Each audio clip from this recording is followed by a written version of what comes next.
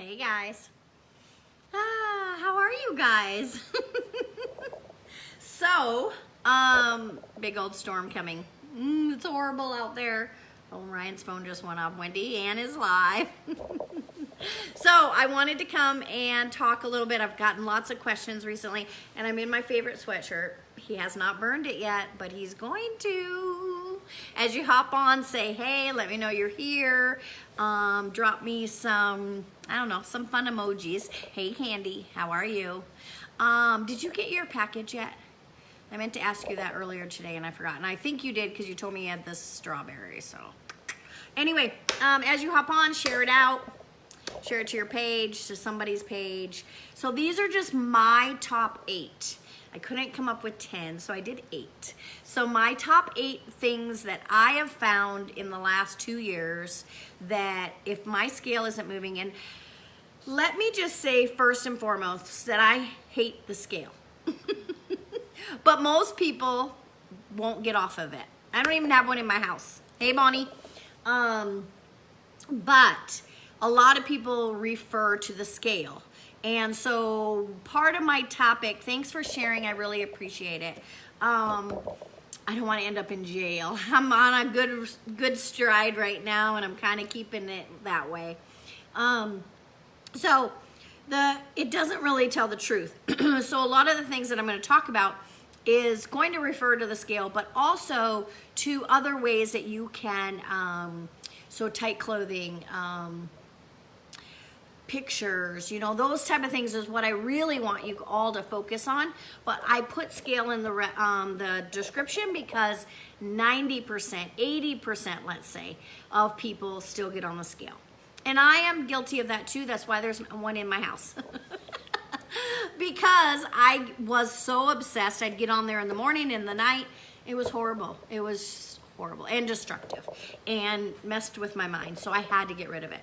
So I made Ryan take it. I'm going to turn this heater off. It's been super cold for June, and it's pouring rain right now.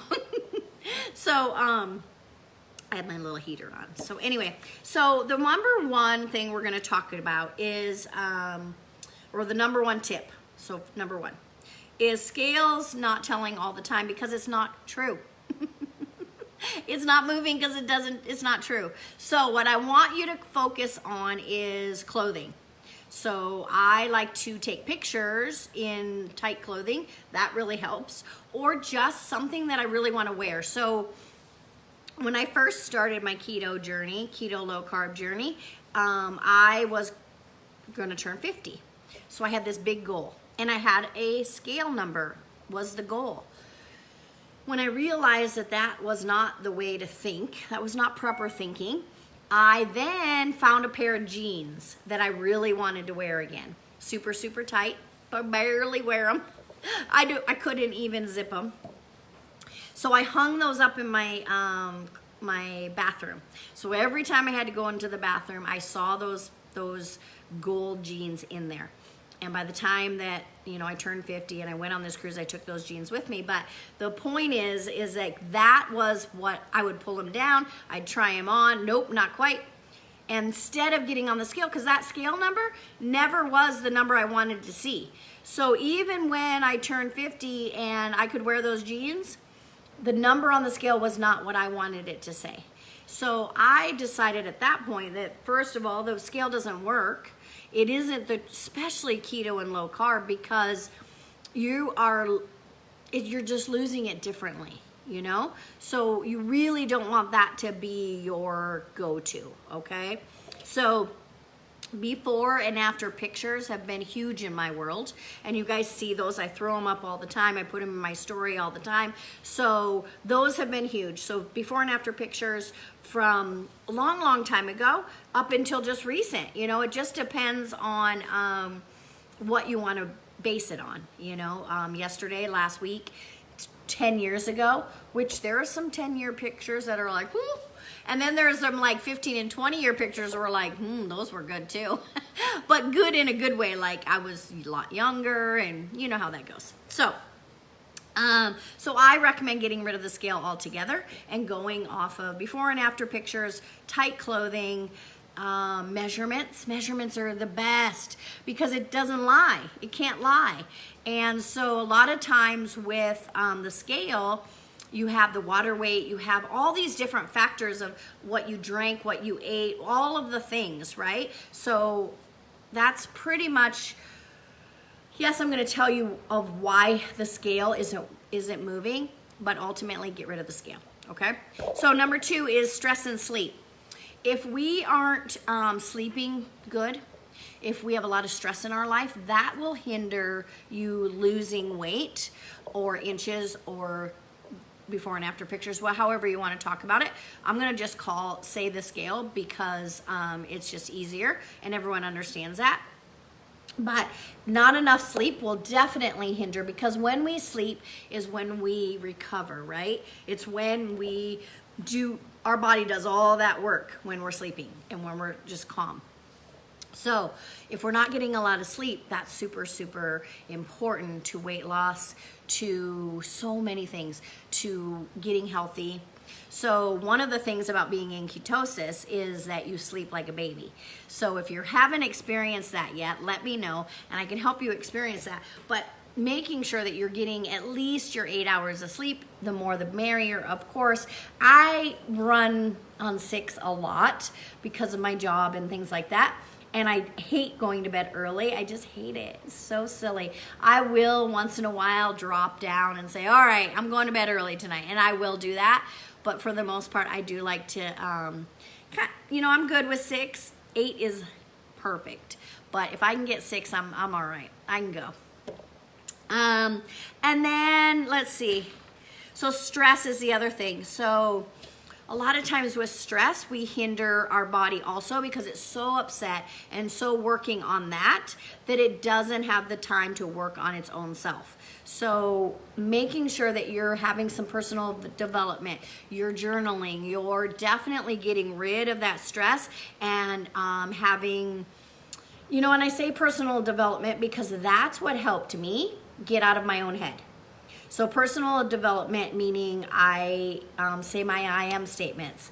I am very organized in my thinking. And so I have journaling. I do all of those things to give myself some personal development, to believe in myself, to be positive all the time, to always look at the positive of whatever situation. And I've had some stressful situations the last couple years, and I've come out of them with flying colors. And I think I attribute a lot of that to always thinking that I'm going to come out of it with flying colors and everything's great. Everything's going to be okay. You know what I mean? Like if you don't not tell your brain that, then yeah, it might not be okay because you're telling yourself what you want the outcome to be. So if I'm telling myself that, a perfect example is the road construction in front of my restaurant last year. Hi, Mary. That could have been bad. It could have been all bad because business was going to be slower and but I chose not to think it that way. And guess what? It worked out fine. Everything worked out. And, if anything, we're more busy now and I attribute that again to my positive attitude. And I didn't, people didn't come in and, I was bitching and moaning and just having a bad day. I was just like, yeah, I'm so happy you're here and thank you so much for coming across the street and And so that in turn made them want to come back because it was a positive experience when they were in there. So that was the only way for me to handle that, And so personal development is what I mean by that when I say when you have a lot of stress, you need to figure out how to process that stress. And in my opinion, personal development is the way to do it. Podcasts, I am statements, journaling, so many things. And if you want more, I have a meditation. I have a lot of ideas. So just get in my inbox. That would be the easiest way. And I can help you with definitely some personal development. Okay. Number 3 is artificial sweeteners. So if you're stalled and you're feeling like, okay, the scale's not going down, the pants are still tight, the measurements aren't moving, whatever the thing is that you're using to gauge it, look at your diet. Look at so are you drinking 5 diet sodas? And I drink diet soda and I probably drink 1 a day. Some days I don't, some days I do. It just depends, but on an average, I probably drink 1 a day, and but that's it as far as artificial sweeteners go for me. I really try to have a clean diet when it comes to that. Not a lot of processed foods in my world, because those will all stall you. I mean, it's gonna happen. So making sure you are looking at your ingredients on the back of your labels. You're making sure that as much as you can, it's clean eating, okay? Because those will all hinder it. Just because, let's say that you're on a low carb diet, but you're eating all stuff that's processed and it all says low carb, da da da da. No, you know what I mean? Take a break from that. Eat just salad. Eat some protein and a salad and maybe some avocado to get your fats up. You know what I mean? So just making sure you're getting rid of those artificial sweeteners and the processed foods. Those will stall you for sure. Okay. Let's see. What's number 4? Number 4 is too much protein. So a lot of times, and I have a problem with this too, because I love like steak and chicken and all that, is that to have the right balance, and we're gonna talk about keto here for a second, you have to be at a certain amount of macros. And that's very, very strict when you're on keto. And so if your protein goes up a little higher than it's supposed to, all of a sudden your macros are all messed up. And that will stall you, okay? Because you have to be 75, 20, and 5, okay? So 75% is fat, 20% is protein, and 5% are carbs. So if those get fluctuated at all, you don't have that perfect balance, so it will start to stall you. So low carb is not as much, but what happens is you are low carb, but you're having a big old 8-ounce steak. All of a sudden your proteins are way out there. Okay, so you really have to manage that you're not getting too much protein, because protein will slow everything down and put you at a stall. Okay, and when I say stall, that means the scale's not moving, the measurements aren't moving, and the pictures just look the same. I'm like, oh, I look the same. So I watch my protein. I love steak. It's one of my favorite things. You saw my post today, I'm sure. So I really have to like cut half the steak off and give it to Ryan, or save it for the next day, because I'll eat the whole darn thing because I just love it. And so that's too much protein, right? So figuring out your macros, figuring out how much steak you can have or protein, and figuring out what is protein. You know, that's another thing.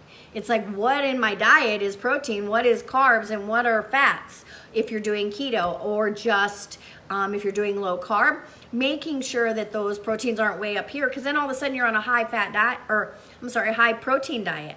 That's not what you want. You want them to be here, balanced, okay? Number 5 is dairy.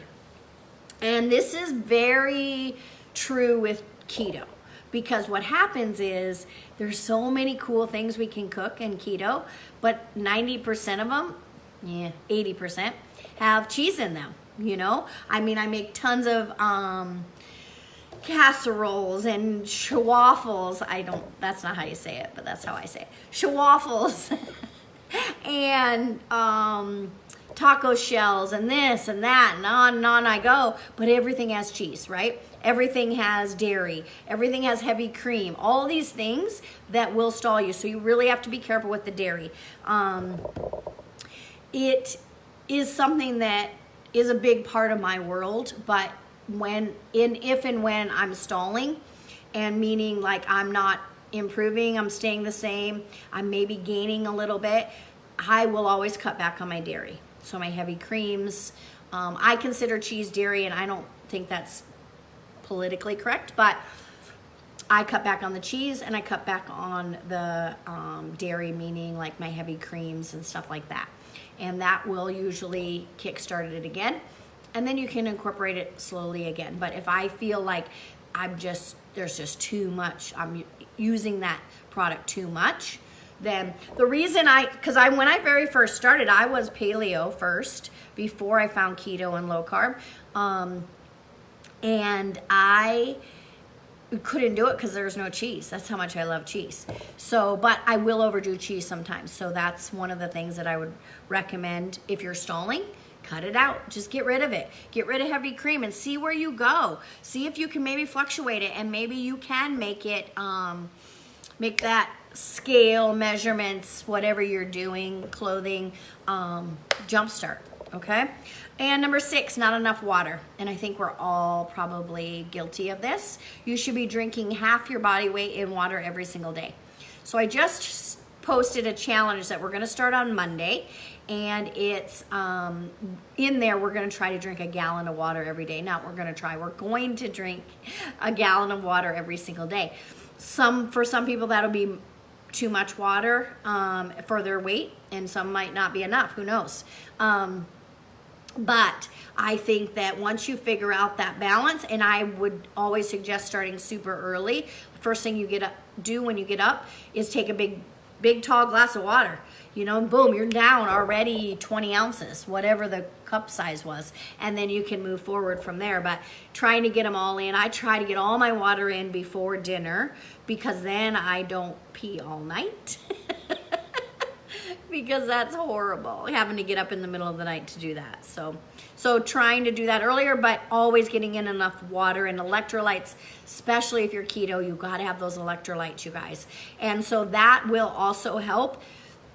Every time you're going to the bathroom, you're flushing out your system, you're getting rid of weight. If you're getting rid of all of the stored stuff, and especially when you're keto, every time we go to the bathroom, we're flushing out what's been stored, because your body's just boom, boom, boom, boom, boom, go, go, go, go, go, flush, flush, flush. But if we don't give it the water and we don't give it the electrolytes, it won't be able to flush it. So it's just gonna stay in there. So flush, water, okay? Let's see, number 7, you may be overeating. And so what I wrote here was eat when hungry, and then just kind of control. So I try to fast every morning. I usually don't eat until noon. So my last meal's at 6 or 7, and then I don't eat again until noon. And so I'm fasting that whole time. But if I'm not hungry at noon, I don't eat. I eat after noon when I'm hungry. So if I'm hungry at like 8 in the morning, and usually I am, I have a big glass of water, and it just goes away. Because it's my mental brain saying, Wendy, we normally eat at 8, because for the last 13 years, I've always had bacon in the morning, da da da da da. So for the last 2 years, my brain is still programmed that at 8 o'clock, I have a couple pieces of bacon, and then I go on with my day. So I've really had to try to cut that out. Some days I do, and some days I don't. Sometimes I give into it and say, yeah, I'll have some bacon. And then other days I'm like, no, I'm fasting, and I'm gonna fast till noon. And then after noon, if I'm really not hungry, I just wait. Like today I waited, and I'm just gonna wait till dinner at this point. So it's the snacking part is where we can overeat, because we think, because let's say you're keto and you have a fatty snack, that it's okay. But sometimes all of a sudden you have all these little fatty snacks, and then you're like way overeating, and your macros aren't right, and especially if you don't track, like I don't track anymore. So if I have bacon here and a piece of cheese and this and that, all of a sudden it's like, I way overate today, when it really was just little bits, but it all adds up at the end of the day, right? So making sure you're not overeating throughout the day, but also on your plate. Making sure your portion size are correct will help that that scale move, the measurements, whatever you're used to track. Let's see here. Don't overeat when okay, I said all that. Yeah, small portions.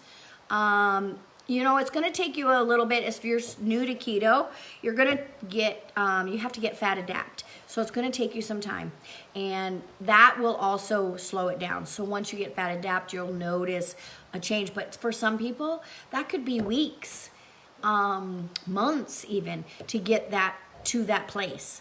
It just depends on how, honestly, how bad your diet was before you started. So once you get fat adapt, it'll be much easier. You can go for longer periods of time. You won't feel the need to snack, because you're going to be satisfied, okay? And number 8 is move the body. So moving the body will help from that stall, and will help you see a difference, be it in the scale, the clothing, the measurements, and the pictures, if you just start moving the body a little bit, you will notice, because then all of a sudden you're starting to get, everything's moving and going, and we're not snacking, and we're eating correct portions, and we're drinking lots of water. All of that combined, you will stop any stall that has started, but also just advance. So let's say you're not stalled at all. You're like, Winnie, I'm doing great, but are you doing all of these things? So whatever you incorporate some of this, protein's not too high, and you drank some more extra water, and you didn't snack that day, how much more advanced would you be at that point, right? So if you take all of these little 8 things, incorporate them, I think you'll see some improvements. Even if you're in a great place right now, I think all of us could probably use some more, less stress, more sleep, some self-development, all of it. Get rid of the artificial sweeteners. That will definitely help. I don't know what's up with this hair right here. And that's it. That's all I got. I just wanted to kind of come and tell you a little bit about, because I get a lot of messages about, well, the scale's not moving. How can I help that? And so, first of all, get rid of the scale. And then incorporate all this stuff. Okay? All right, you guys. I love and appreciate you all for taking time to watch me. And if you want to share this out or send me a message, if you have any questions, that's great too. If we're not already friends, touch my nose, send me a friend request, follow, whatever. All right, you guys. I'll see you tomorrow.